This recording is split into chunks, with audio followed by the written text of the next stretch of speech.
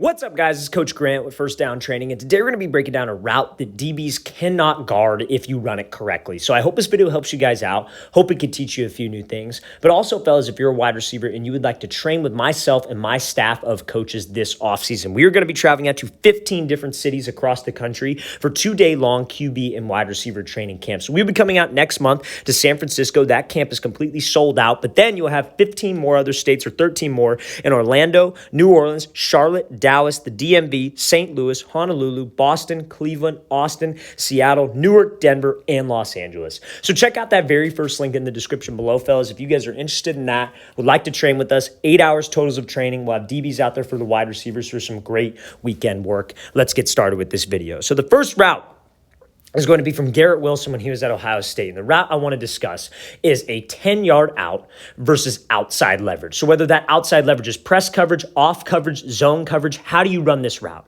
So it's all based on understanding the DB's leverage responsibilities. That's how you're going to pick your release. That's how you're going to pick your move at the top of the route. Oftentimes as a wide receiver, you get very confused. We talk about a lot of different moves you can use, a lot of different scenarios. Sometimes it can be very confusing. But if you can understand this guy's leverage responsibilities, you can be very successful route runner. So let's play this full speed. Garrett Wilson, what he does a great job of is attacking his DB's outside leverage, taking the inside release, and then snapping this thing right off and slipping under. So I call this a slip under move, putting the brakes on. So reason why he does this, reason why he comes off the line and works to the outside is because that's the DB's leverage. He lined up pre-snap, he was outside leverage. So you look at Garrett Wilson. This is the offensive line. This is probably his right tackle. Garrett Wilson has his split completely cut down.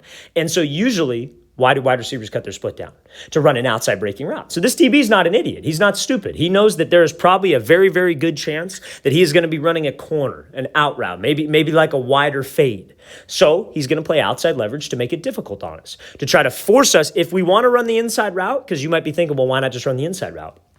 I guarantee you he probably has safety help to the inside. So his thinking is, I'm going to take away the out because that's where I'm susceptible, and I'm going to try to force him inside to my safety. So as a wide receiver, we need to know that. We need to know, okay, I want to try to threaten him to his leverage. He's taught don't get beat to the outside. I want to make him think I'm going outside. So I got to commit. My hips and shoulders go to the outside. He steps out wide, and that DB has to move. There comes a point on every single route when you make a release where if you sell it enough with your upper body, you're attacking, you're pushing vertical to the outside. He has to move, and he has to honor it. But that allows us to slip back to the inside. That will get us some separation and a free release. When it comes down to your releases, fellas, it's all about keeping spacing with my QB and timing. So you might think, well, why didn't Garrett Wilson, when he's running this 10-yard out versus outside leverage, why didn't he just run to the outside? He's faster than him. Why not just beat him?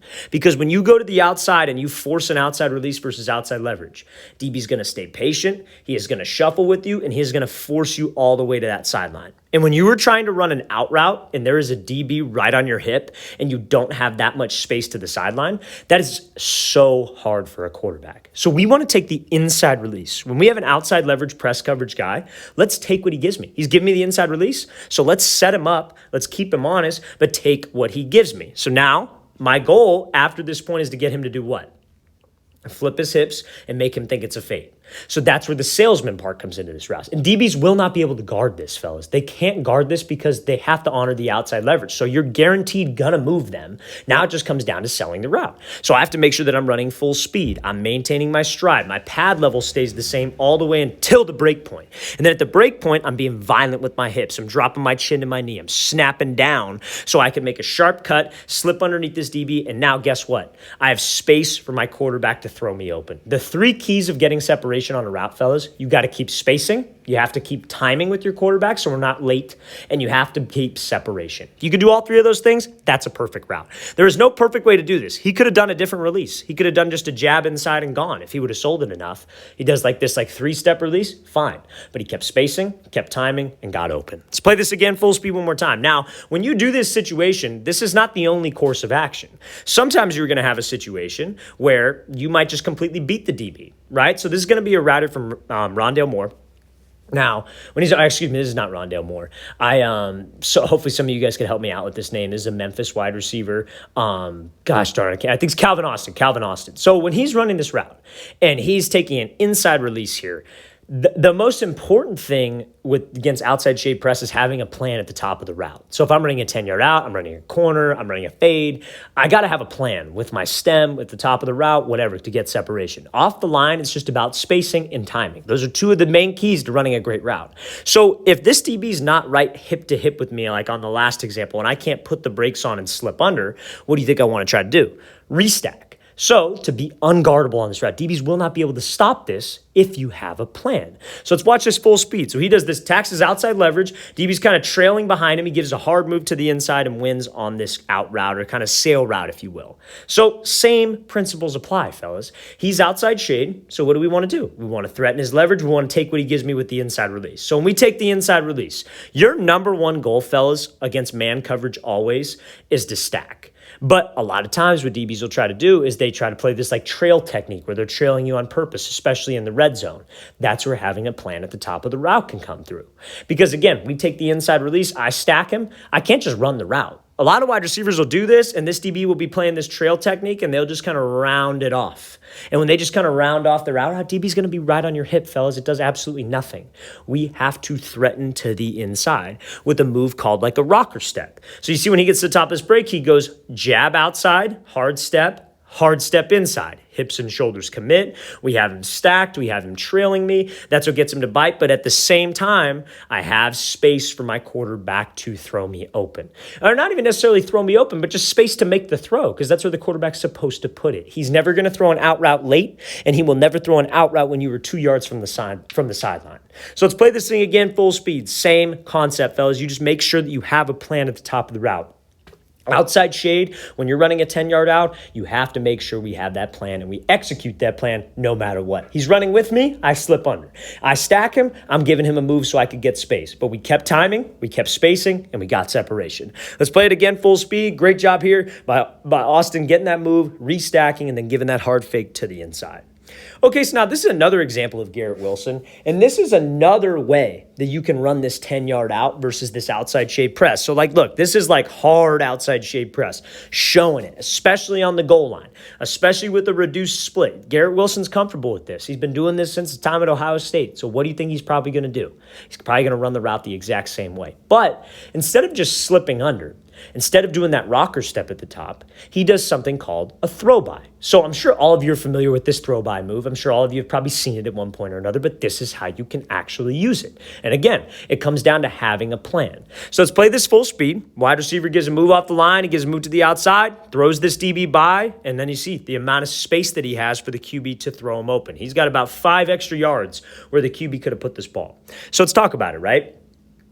We come off here, same idea. Let's threaten that leverage. He doesn't really threaten him as much as the last one. He just takes off and goes. You know, maybe the timing of the play's quicker. Maybe we need to get maybe we need to just get off the line fast, whatever it might be. But when he pushes inside, selling fade, let's get the DB to open up. And at the break point, he takes that inside hand, or the outside hand, puts it on the back of that DB's shoulder, puts the brakes on, and he is violent with the hands to throw by. That is not a push-off. That is not offensive pass interference if it is at the break point and we can be subtle.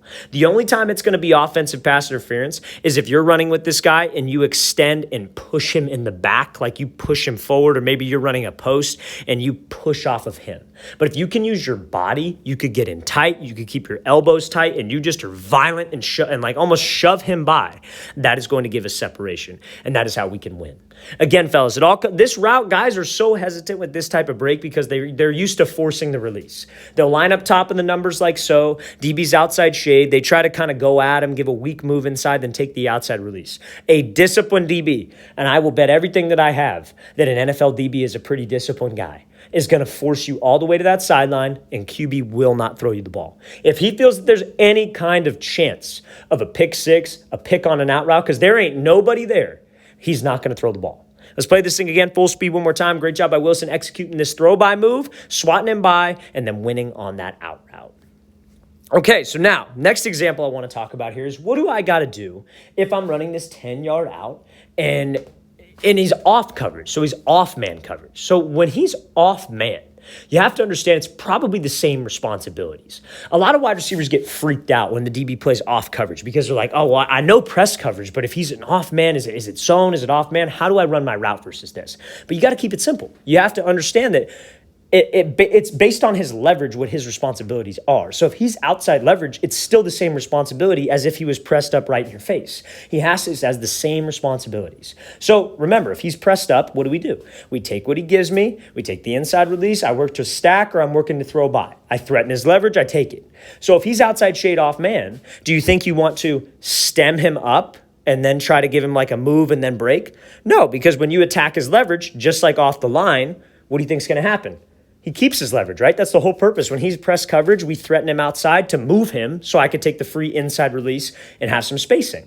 But now that he's off, it's the same concept, but I just can forget about the release. I don't have to do the release. It's simpler. So what you would want to do is attack his inside shoulder and his inside hip to try to force him to open up his hips, just like the last examples, and slip underneath. His leverage responsibilities do not change. So let's play this example full speed. This is almost like a post out, but still same concept. Inside stem, attack the inside hip, and you see how much space that QB has to throw him open. Again, he's started like maybe 2 yards wide of the hash, pretty close to not super close, but decently close to the top of the numbers. If he just runs, this guy's just going to run with him and force him to the outside. But when he takes that when he attacks that inside shoulder and that hip, he does a great job of running hard, running full stride, keeping the same speed, and then he puts the brakes on. So now he's at the hash, DB's hips are committed, and he's got what? 20, 25 yards to go accelerate and run to the sideline. That's easy money for the quarterback. As a quarterback, this is my favorite thing in the world because I could put that ball 5 yards in front of him, let him go accelerate and go make that catch. And DB could be right on his hip, but I have space to throw him open. Somebody told me one time, like, oh, if you say throw a guy open, you don't know anything about football. Like, yeah, okay, sure, pal, that makes a lot of sense. And throwing you open happens on every single play like this situation. Just make sure we know how to structure my route. The leverage responsibilities do not change, and that's how you can be an unguardable route runner. Let's play this thing again, full speed one more time. Great job by Keenan Allen going at that inside hip, at that inside shoulder, and then giving that quarterback space to throw him open. All right, fellas, really want to thank you for watching. I really appreciate it. If you guys have any questions at all, don't hesitate to leave those in the comment section below. Always appreciate the feedback. It's always great to hear from you guys as usual. And again, fellas, if you would like to come out to one of our 15 off-season training camps we are hosting this year, check out that very first link in the description below if we are coming out to a city near you. I'll see you guys next time.